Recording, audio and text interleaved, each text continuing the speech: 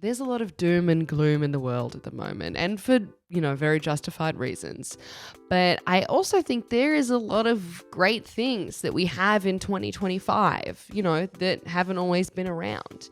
And so I thought I would make a list of the 10 things that I am grateful for in 2025. First on the list is canned cocktails. Gone are the days of spending $100 to make a margarita at home. You want to have a Paloma in the park, but don't want the stress of having to bring 5 different ingredients, a cocktail shaker, ice, and a fancy glass to serve it in. In the past, you couldn't do that. Now in 2025, you can have an espresso martini in the park. You can have an Aperol Spritz in the park, okay? You could have a gin fizz in the park. And do I condone binge drinking? Absolutely not. Have I enjoyed it at times? Yes. Number 2 on the list, modern medicine. And I know, depending on where you're watching this video from, the access to that is, differing. Dare I say, medicine, the best it's ever been. I'm one of these mentally ill people that you hear so much about on the internet. But medication truly saved my life. Not that long ago, they used to put women like me in facilities. And also just for any reason, you could throw your wife into an asylum. Husbands would be like, well, doctor, my wife just simply won't put the ham in the jello in the way that I like.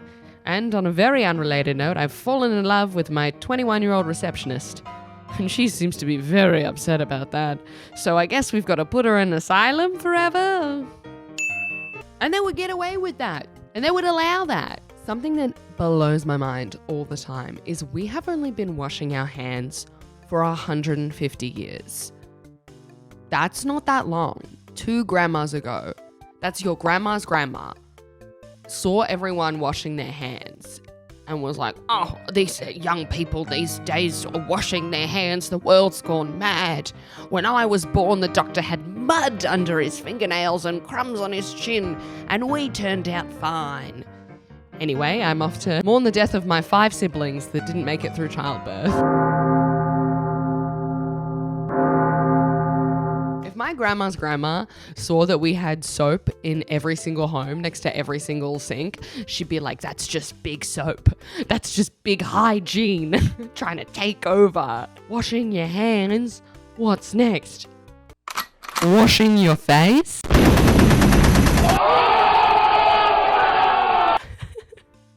Very grateful to be living in the hand washing era. Another thing I'm incredibly grateful for is the Nintendo Switch. If you're like me and the horrors of the world cannot be silenced by looking at one screen, you need something more immersive, something to really pull your mind, from the reality that you're in. Why not pretend to be a little animal on an island? Why not pretend to be a little elf? Why don't you wahoo the world away with a little bit of Mario on a mission?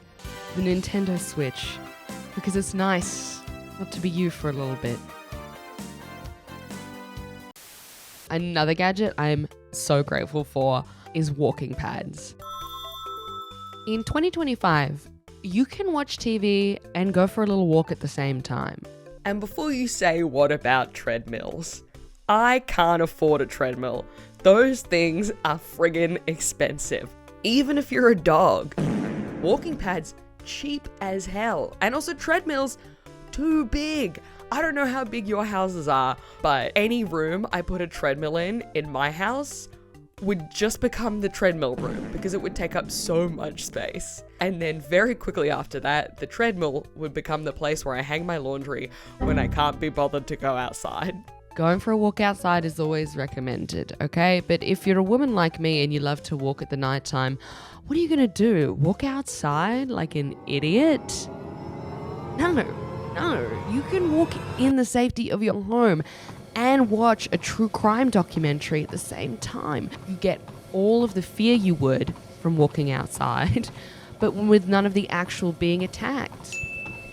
Isn't that great? I would get so consistent with like going outside and exercising, and then one rainy day and it would completely ruin my flow. Whereas now I'm like, go for a walk every single day. It doesn't matter what's going on outside. Whatever. Next on the list, the fancy water bottle era. Say what you want about Stanley Cups. At the end of the day, the trend is kids drinking water. That's a good thing. Of course, capitalism, consumerism, they're hydrated. I don't think I drank an entire glass of water until I was 24 years old and there was a heat wave and I was hungover. My mother, I don't know if she's ever drunk an entire glass of water in her life. Okay? These kids are coming into the world fully functioning, their brains just absolutely swimming in these deep pools of water in their mind. I think that's good. I don't care that the water bottles are $50. I don't care that they come with tons of dumb add-ons and clip-ons and keychains. Whatever. The kids are drinking water now. So you wouldn't get this. You wouldn't get this in my day. This is so easy. This is so wonderful. We had the ones where you had to like pop it open. Like it was a two-hander. This is a one-hand operation. This is science. Do you know what the trend was in the 80s for teenagers? Doing speed and drink driving. Next up on the list is the Hunger Games movies and books. I know they've been out for a decade, okay? But now there's a new book that came out the other week. I read it in a day. It's so good. It's so good. I actually read the prequel first out of all of the books because I saw the movie and I was just so obsessed with these two dynamic.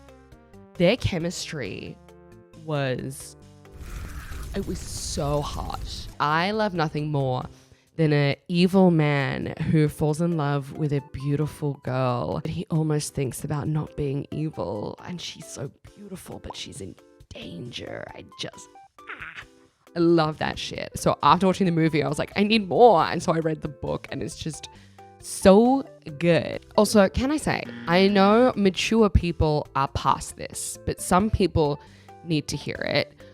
The Rachel Ziegler hate needs to stop. She destroyed this role. She was fantastic in this. And of course, she said some crazy things in the pandemic. I'm talking about this. If I'm going to stand there 18 hours in a dress of an iconic Disney princess, I deserve to be paid for every hour that it is streamed online. Not this. This rocks. We all said some crazy things in the pandemic, all right? But wouldn't you also say some crazy things if people with $200 million told you that that was the best wig they could find? Bruh. I'd go a bit fucking crazy too. Reading about a successful rebellion that overthrows a very sadistic and evil government. Very cathartic. Very cathartic in 2025.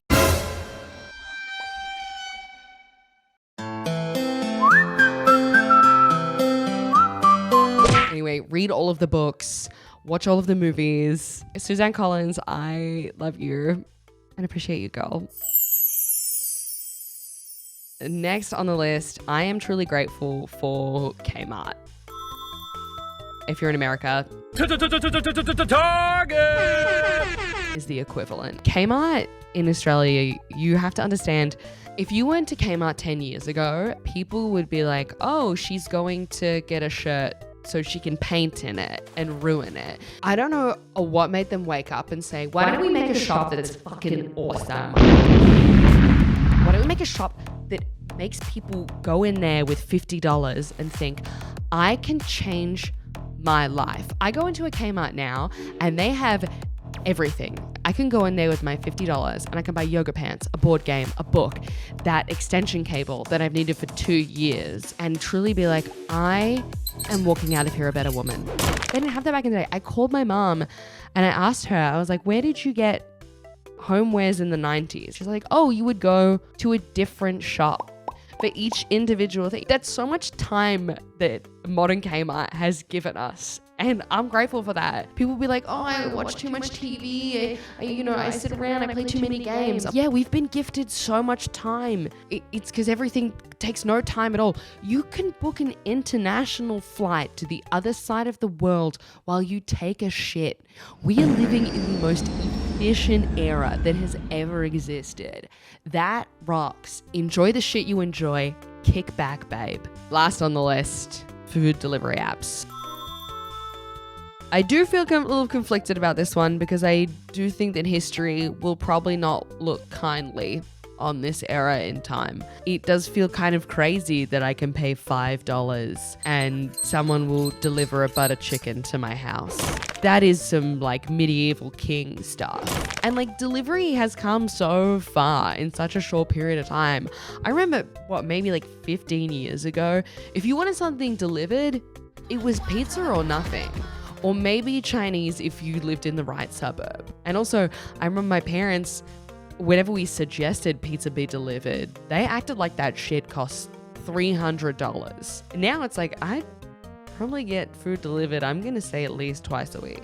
And that's bad. And that is bad. I know I need to change. Actually, what is the craziest thing that I could get delivered to my house? Let's go for seafood. Can I get oysters delivered? No. I can get half a dozen oysters delivered to my house.